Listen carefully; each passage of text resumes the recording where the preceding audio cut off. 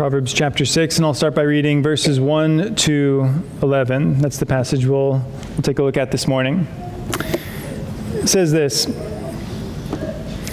My son, if you have become a guarantor for your neighbor, have struck your hands in pledge for a stranger, if you have been snared with the words of your mouth, have been caught with the words of your mouth, do this then, my son, and deliver yourself, since you have come into the hand of your neighbor. Go, humble yourself, and badger your neighbor. Give no sleep to your eyes, nor slumber to your eyelids. Deliver yourself like a gazelle from the hunter's hand, and like a bird from the hand of the fowler. Go to the ant, O sluggard, observe her ways and be wise, which having no chief, officer, or ruler, prepares her food in the summer, and gathers her provision in the harvest. How long will you lie down, O sluggard, and when will you arise from your sleep? A little sleep, a little slumber, a little folding of the hands to rest. Your poverty will come in like a vagabond, and your want like an armed man. So we are descending once more from heavenly realities. You know, some Sundays we're way up here, looking at heaven or the return of Christ, or even looking back, right, to great spiritual realities, to the work of Christ, the incarnation, death, burial, resurrection of Christ, the work of the early church. Sometimes we're talking about, heroic acts of evangelism or the labors of missionaries that inspire us. But some days we are it seems like we're crashing back down to just the earthly. It seems like some of these passages, they teach principles that could equally be taught in some secular, business seminar, right? How to get out of debt, right? I mean, you don't need to be in a Christian church to learn how to do that. And yet, very practical matters like this are still very important to the Christian life. So before we get through and work our way through the practical directions here, right, avoiding financial ruin, I really want you to see the connection. So it is about finances. It is about, being financially independent and stable, and God wants to help us with that. But it's not so that we can, build wealth and retire when we're 30, okay? It's because we are servants of God, right? We have been bought by Jesus Christ. We're not free in the absolute sense. The Christian has been purchased by the death of Christ. We're now servants of Him. And so all of our life and all of our resources, all of our talents and gifts and time and opportunities are to be used and spent serving the Lord. Of course, our service to God and our response in our worship, it's primarily and first of all a spiritual thing. So you could have your whole life in order and you could be doing all this religious stuff, right? But if there's not a spiritual reality in the heart, if there's not a heart that's delighting in God, being the engine driving the rest of your life, we've missed something, right? We've missed it. Okay, back up. It's great that you're a very moral person, a very stable person, and you do all these religious things, but there needs to be the heart that is responding to the love of God in Christ, right? That's ultimately the power of the Christian life. But these mundane things, these earthly things like, family finances, are still very much connected, right? So if you are born again, if you do love the Lord, you obviously have ambitions to serve Him. You want to do great things for the Lord, or as much as you can do.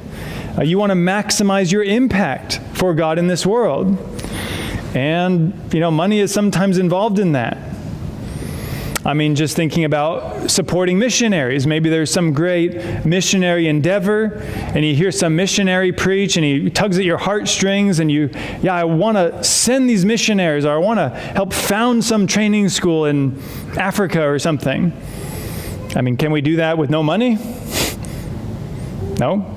What about the poor? The Bible has all these verses about helping the poor, serving the poor, giving to the poor. If there's a family member that's poor, especially a Christian, that needs help, and we want to be compassionate, and we see all these examples in Scripture, and then we go and we pull out our wallet, there's nothing there. Well, we could have the best intentions in the world, but ultimately, we need to be financially stable people for the sake of serving the Lord in many practical ways. And we could go on, hospitality to strangers. If we are homeless, we can't show hospitality. And so it's very important.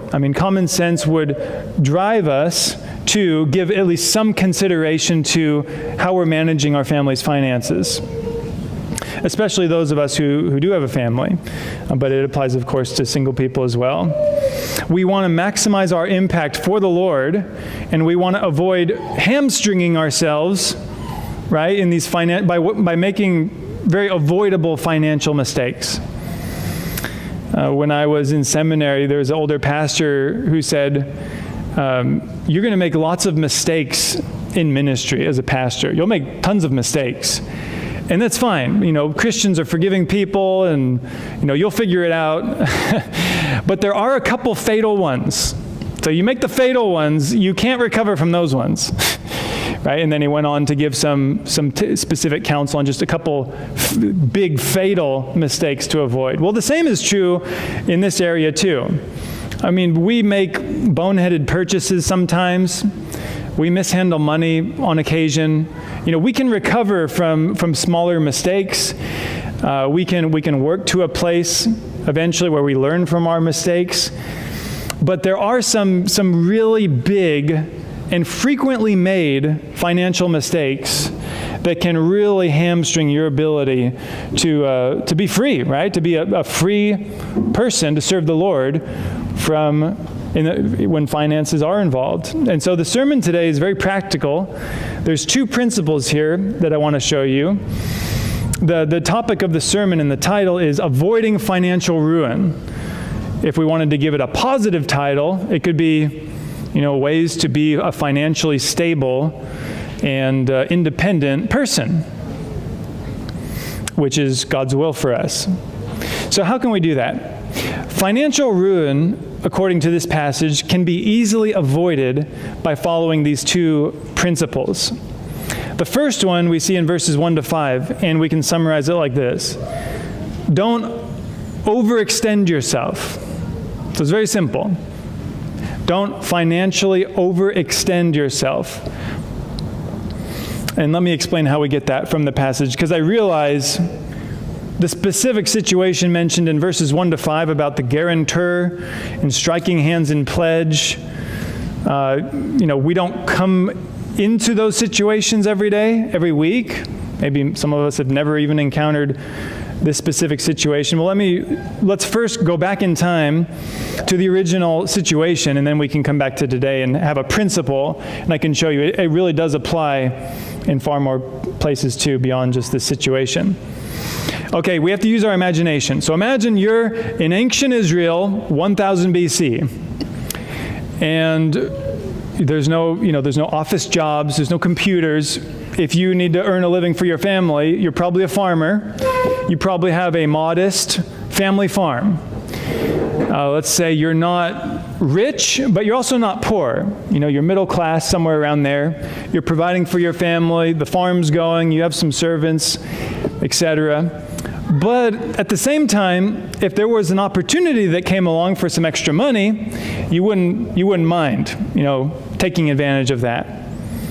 Well, let's say a stranger comes to town, not necessarily, a Moabite or an Assyrian or something, but, just someone that you are unfamiliar with, maybe someone from another part of Israel moves into your community, and they want to start a business too. So they want to be established in the community, start a farm or something else. Well, like today, they had loans back then. So loans have always been part of civilization, or many civilizations. And so this man needs to secure a loan somehow.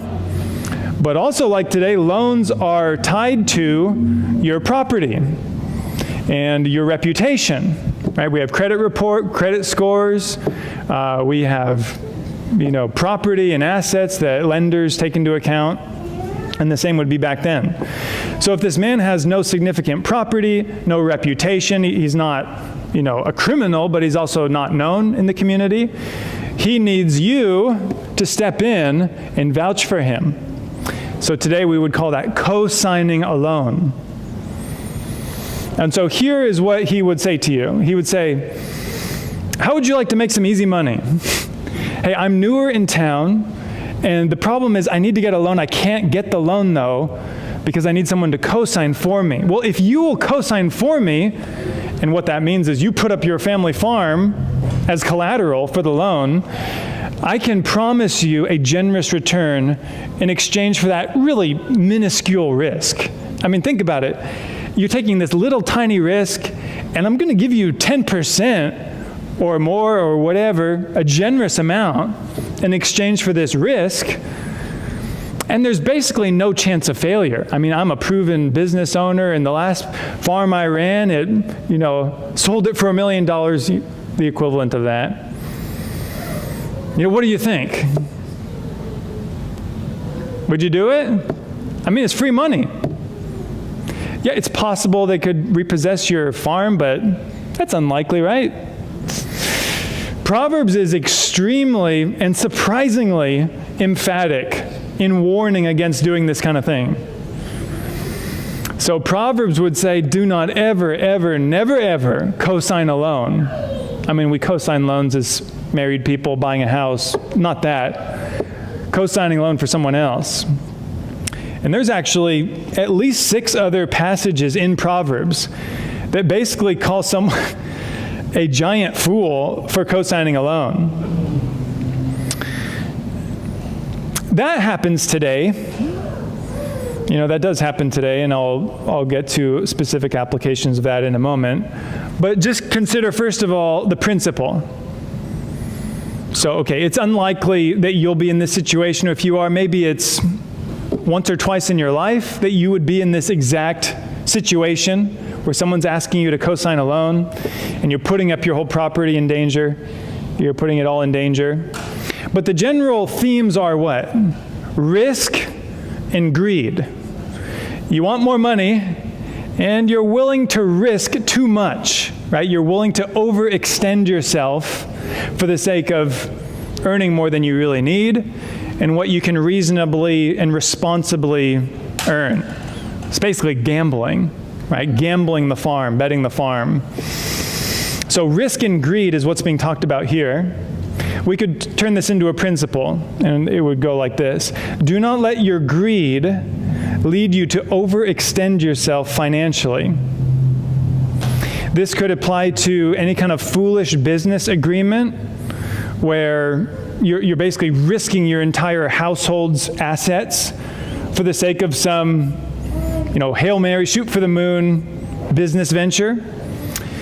But I am arguing too today that it does apply to a general abuse of credit, right? So abusing credit for the sake of, right, earning more money, getting more money, when really it's being abused. And so up front, I'll just say I'm not condemning credit cards. I'm not condemning mortgages. I'm not condemning any of those things. I'm not condemning interest rates, interest loans. But there is something here, right? There is something here for us that's being warned against. There's abuses. We can abuse commerce, and we can abuse this idea of credit and loans. And Proverbs would be very emphatic and strong in warning us about that. So let's consider some major mistakes to avoid today that we may find ourselves in. Well, one, as I said, do not ever co-sign a loan.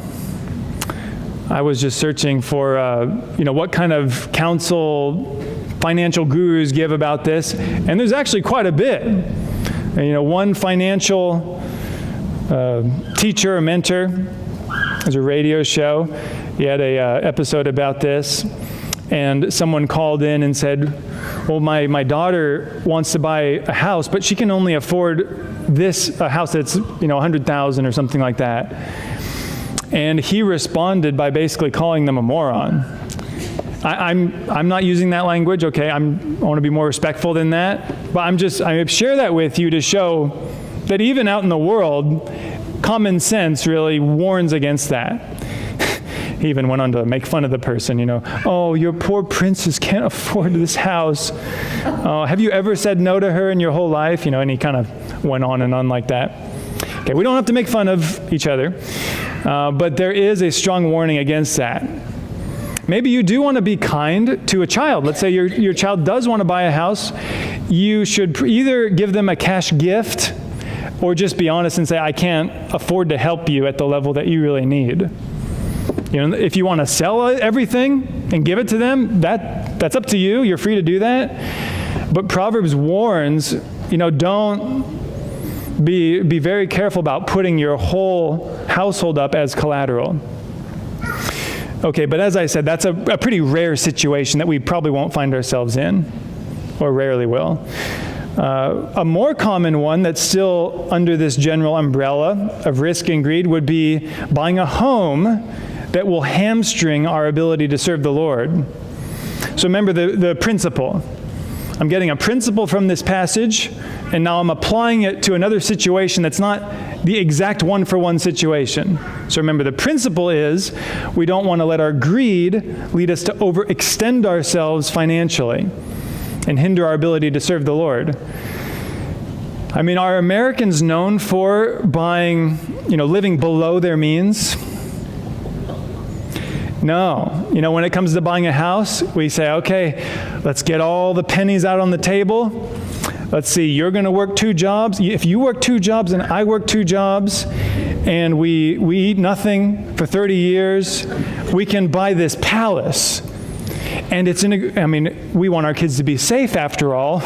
We want to have room to expand and do things, of course, and there's nothing wrong with treating ourselves, and on and on and on. And before you know it, we're in this house that's really way above what we should be in. And we basically signed up for 15, 20, 30 years of fighting over money. There's no money. Well, why not? Well, there's only so much you can do with your budget when you have this enormous mortgage. So I know some of us have already made that mistake, but really we want to be self-controlled with major financial decisions like that, especially when there's loans involved. If you do the math on a mortgage, you're actually paying over double. In a lot of cases, you're paying over double for your home. So it's not just the price of the home, but there's a huge amount of interest that's often not made very clear and explicit when you buy your home. And so palaces are not evil. It's not evil to have so hear me, right? Having a nice house is not evil. Taking care of your things is not evil. Having a newer car is not evil. But it can become evil when you're loaded up with all these luxuries and you have this palace, and then there's no money to help poor family members. There's no money to serve the Lord with. And you're signing up for contention with your spouse because we can't afford to buy clothes now because of the house. So be very careful with major purchases like that. In a similar vein, don't abuse the equity in your home. So I was amazed by this. This is our first home that we've owned, but we get bombarded with all these, offers of equity. You have this much equity in your home. Don't you want to take it all out and go to Hawaii? No, I don't, right? I want to pay off the home before I'm 110 years old. And so again, it's not sinful to do that. There's a time and a place for it. But the idea is luxury, right? Am I reaching way above where I can really reasonably live? Am I making foolish decisions? This is just one of them for the sake of just luxury. There's a place for all these things, but be very careful with that. And again, there's hidden rocks. There's a hidden reef, right? If you take all the equity out of your home and the housing market tanks and you own nothing in your home and you lose your job, It's called being underwater. That's not good. Yeah, we may want to go to the mission field. We may want to even pursue formal training in a seminary. But if we're underwater in our home, what are we going to do? Are we going to be free to do things like that? No. And then finally, don't abuse credit. So that's the obvious one. Don't abuse credit. Some people like using credit cards for the rewards and other benefits, and I get that. And I'm not condemning credit cards, or like if you have an interest rate that's this, you're in sin, and then 1 point lower, it's not sin. I'm not saying that. But be very careful, and I would even say you should not be accumulating credit card debt on a monthly basis because you're trying to live a lifestyle here, right? It's okay to use on occasion. There's a time and a place for it, like all the other things.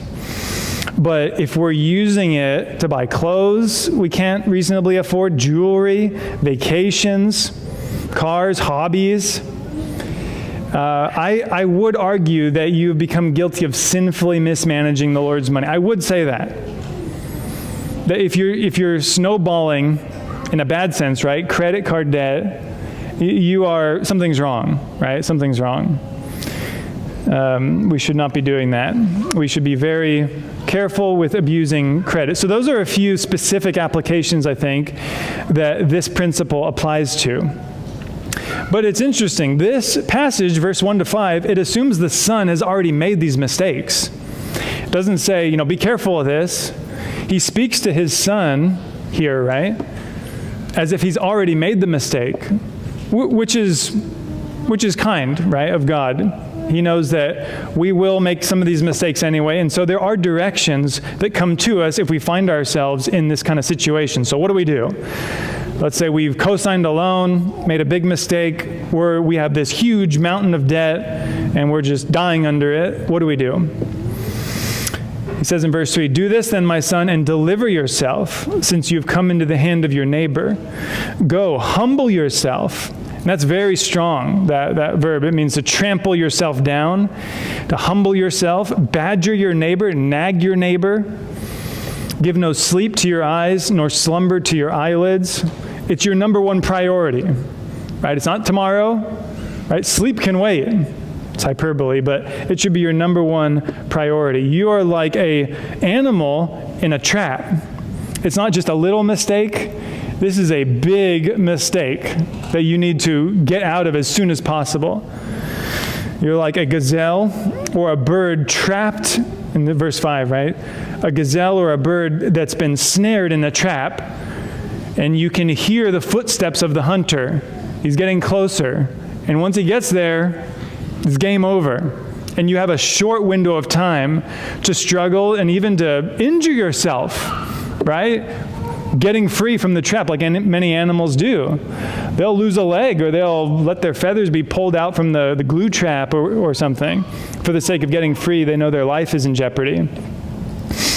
So if you have entered into a foolish agreement, you need to get out of it. And so how do you do that when you've already signed your name? Well, you need to nag your neighbor. Nagging is usually bad, so we shouldn't be nagging each other in our homes, but nagging does work according to the Bible.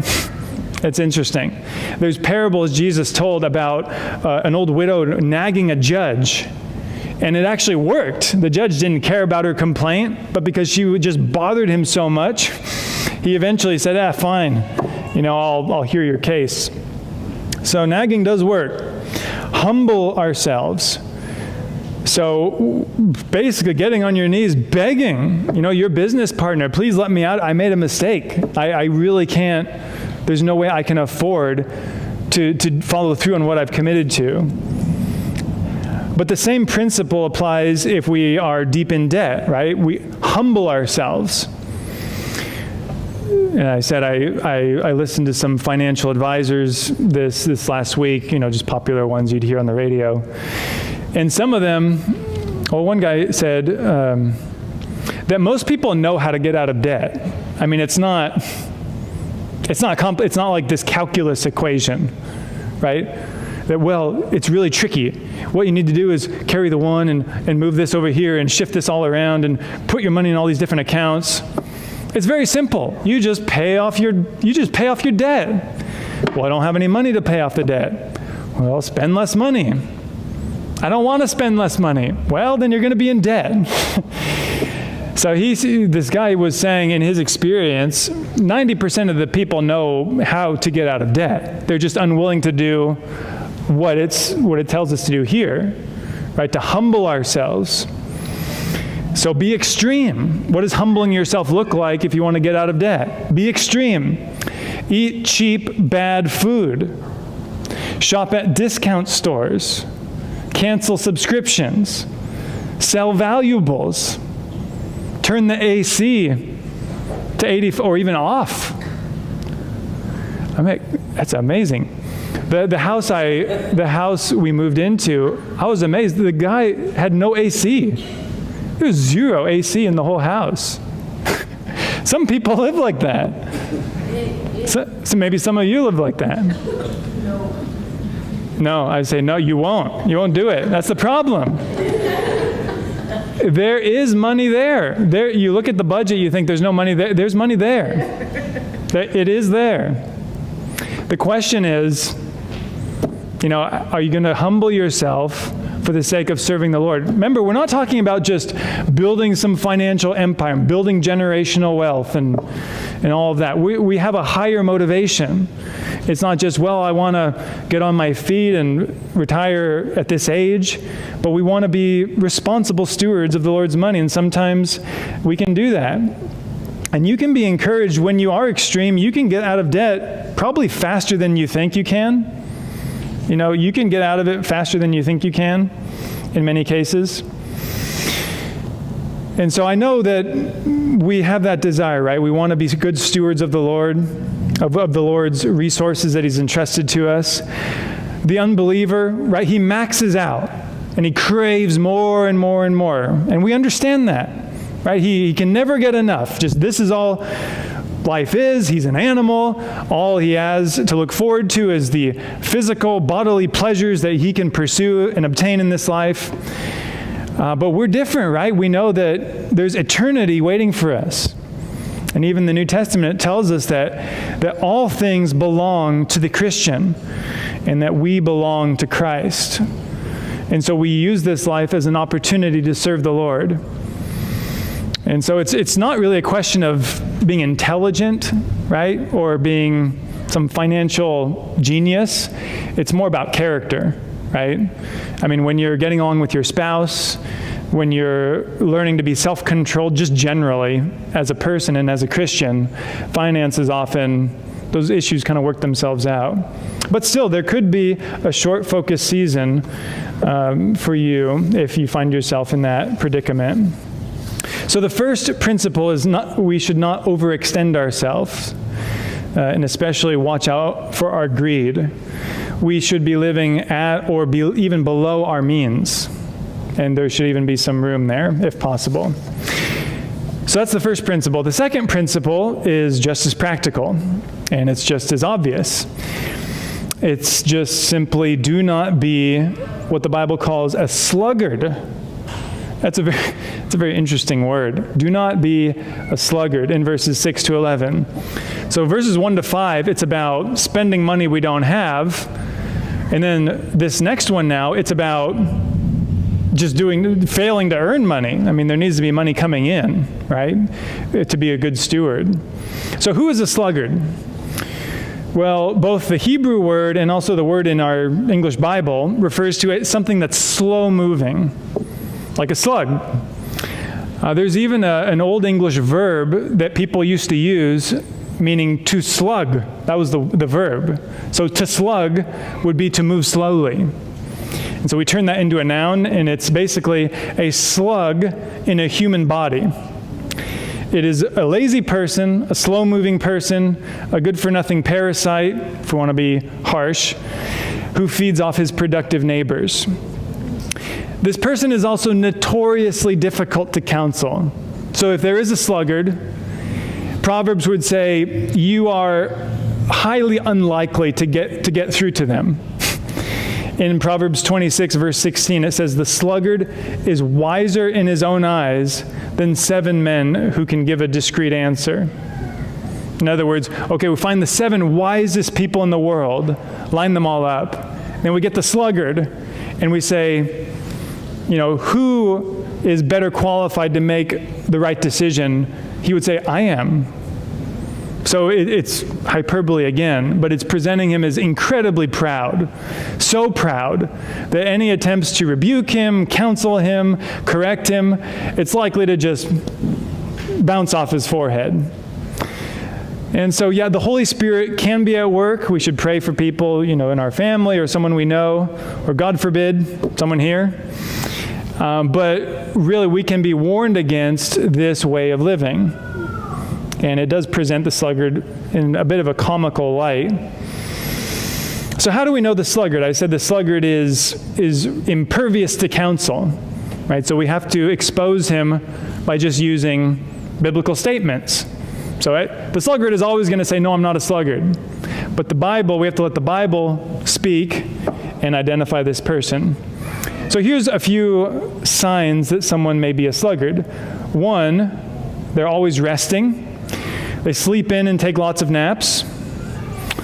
They avoid work, right? So they may putter around the house, or they kind of fiddle with things, or drive around town doing, errands. But they really avoid productive work. Maybe busy, right? They may seem busy and sound busy, but not really doing productive work. Or if they do work, they work painfully slow. Right? This is the kid, right? You give the kid a basket of laundry. Say, here's your laundry, fold your laundry. And you come back 5 hours later, and it's just, the hands are like this. It's like, are you folding? Yeah, I'm doing it. It was 5 hours ago. Kids that do that, they grow up, what do they become? In a lot of white-collar jobs, they're very cushy. And you have coffee station, break station, unlimited vacation, all this stuff. A lot of people take advantage of that. Some of the jobs I worked at, it was not uncommon to walk by the lounge and just see people like laying back with their arms behind their head for like hours. I have an appointment every morning. I'll be in an hour late, 2 hours late, but that's every morning or every week. Oh, I got to leave early. You have another appointment, right? This is the employee where you check in weekly, and they're working on some project, and you say, well, how's the project going? And they say, well, yeah, I'm just, trying to dot all the I's, cross all the T's, hit a couple snags, but still working on it.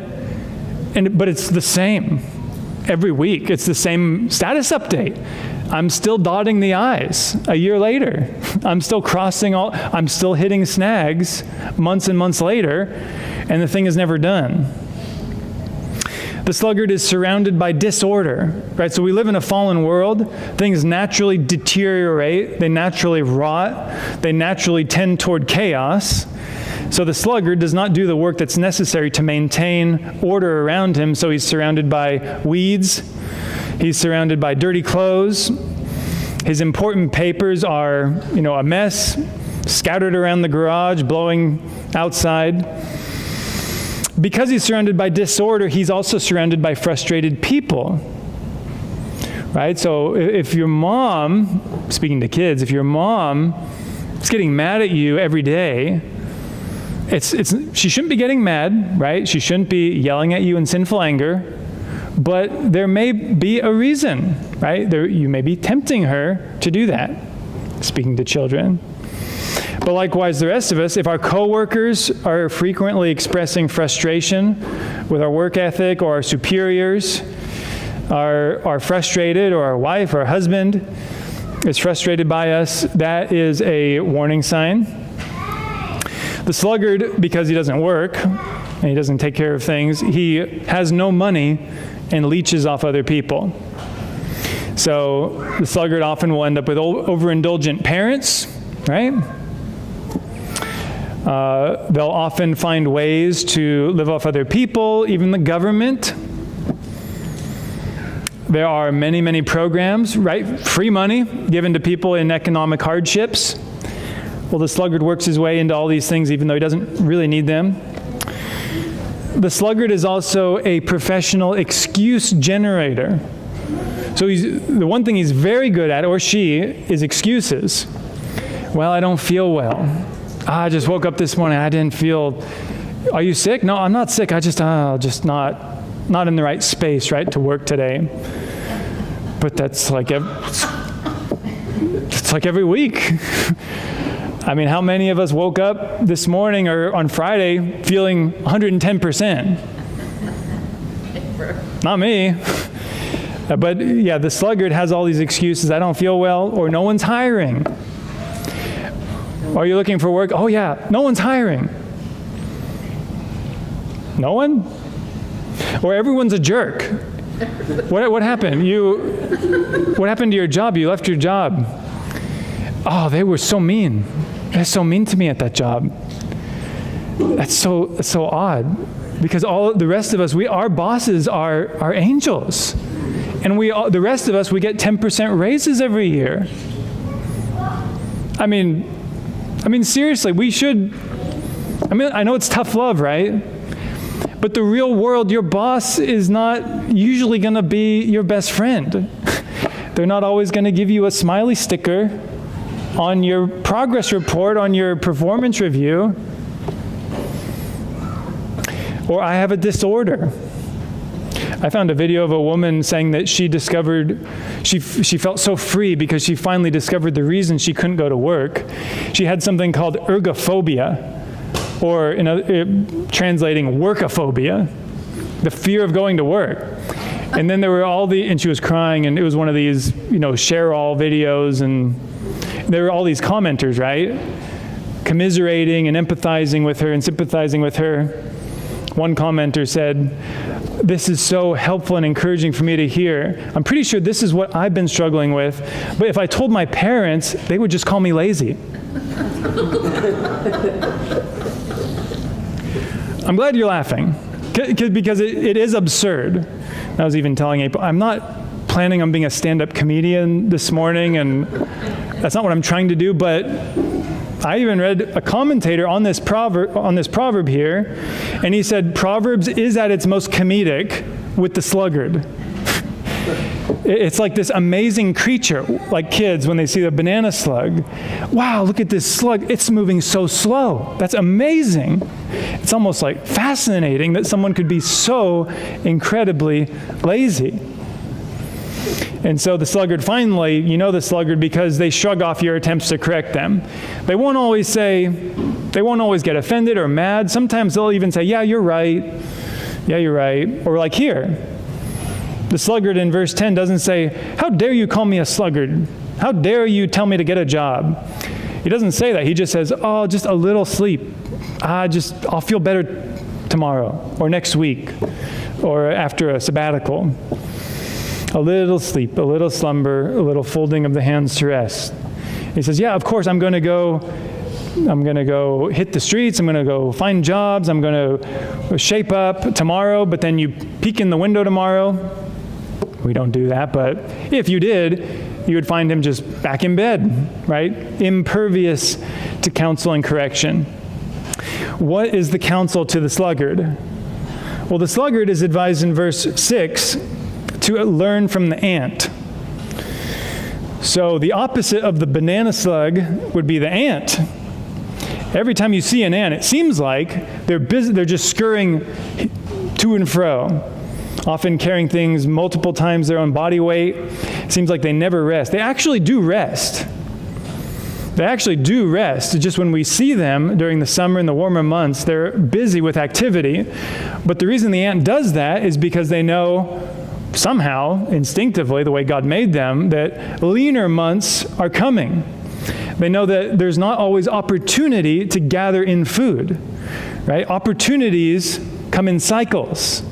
There won't always be work available, right? There won't always be opportunities available. There will be leaner seasons, and your ability to outlast the leaner seasons is tied to how diligent you were during the harvest time. I mean, there's multiple people here that literally do harvest various crops. And when it's ready, you have to go bring it all in. And it's not going to wait. The harvest won't be here every month of the year. It's only a certain window of time. And so translating that to today, let's say the lazy employee, the counsel would be, the performance review season is coming. A lot of jobs, the supervisors are very kind. And I think supervisors should be like that. They should give their employees some freedom. They shouldn't micromanage them and hound them. But they should still keep them accountable. And so in many jobs, it's like this. They say, well, we're going to have a performance review in a year, and I'm going to be here to talk through things and issues and help you. But we'll just check in a year and see what you did. And it's kind of on you to use that year productively so that at the end of the year, they say, well, okay, so what did you get done this last year? So that's coming. Or one day the overindulgent parents will have had enough. I've shifted my view on that sort of recently. I used to tell my kids, yeah, I'm kicking you all out when you're 18. But I don't think that's right. I think we should help our children get on their feet financially. We shouldn't be kicking them out the second they graduate high school. But still, there should be some sort of agreement, right, that we expect you to be getting on your feet, and we should be prodding you to do that. You're not going to be here when you're 40. So one day, overindulgent parents, they will have had enough. One day, the government may even discover that you're committing fraud. So there's free money, right? It's not free. It's someone else's money. But there's programs that do help people that are impoverished. And I think the Bible supports that. But many people abuse that, right? Many people abuse that. It's actually a crime to abuse those programs, right? It's fraud. And so one day, the government, right? They will discover that. But most of all, as Christian people, we should be warned against being lazy people because we know Christ will call us to give an account of how we spend our life. So just imagine that. The person that said, I'm a Christian. I'm a Christian. I believe the Apostles' Creed. I believe the Bible. I'm a Protestant. Love the Reformation. I love all the same preachers you do. I got my same study Bible. But they're just, they go to meet the Lord, and the Lord says, okay, what did you do for me? I laid in bed my whole life. I mean, we don't want to be like that, and I know most of you are not like that. But the Lord will call us to give an account. There's even a parable that he told, right, about the talents, where the two faithful servants, they earned using what the Lord entrusted to them, and the one that did nothing with it, he was exposed as really not having saving faith in the first place. So I know you love the Lord and you want to serve him. I know most of us are like that. I know you do rightly want to do great things for the Lord. I know this has been a very earthly and practical sermon today, but I would encourage you to give some thought to it and consider it a part of the Christian life. It is still very much connected with how you serve the Lord and the Lord's will for your life. If your finances aren't in order, and maybe you are in one of these situations or on the cusp of making one of these mistakes or have made one of them, I would really encourage you to just respond humbly to this. There's many people here that know about finances and all that, so we're here to help each other, of course, too, if we ever need help like that. We should not be slaves of debt. We should not be enslaved to crushing financial burdens. And the Bible does say that. It doesn't forbid loans, doesn't forbid credit, but it does forbid us from becoming slaves of men when it's avoidable, right? When we can avoid that. We're to be free people. God does want us to be financially stable and independent. And there's two principles, right, that we saw today. The two are very basic, very simple. Just don't spend money you don't have, number one.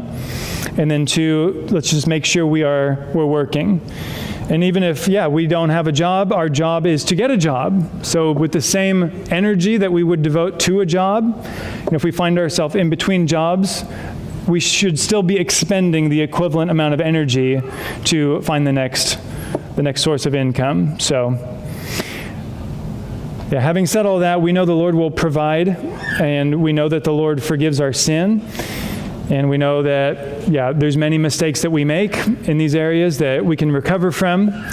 But I would really encourage you to focus on these two major principles. And there's some big icebergs, right, that we can just easily steer around as Christian people.